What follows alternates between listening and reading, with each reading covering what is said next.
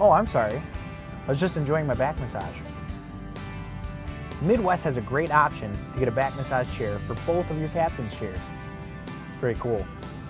I don't know of any other sprinter van that offers that.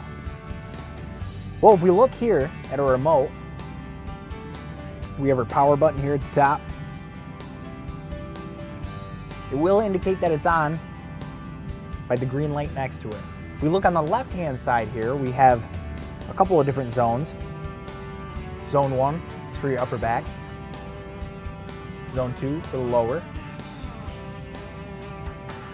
And Zone 3 is for the bottom portion of the chair.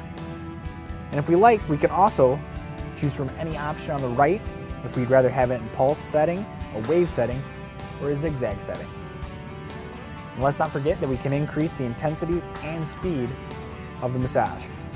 So if you ever feel that you're feeling a little sore from that hike, or maybe even did some hardcore tailgating, you can come inside your Midwest van, kick back, relax, and turn on your massage chair.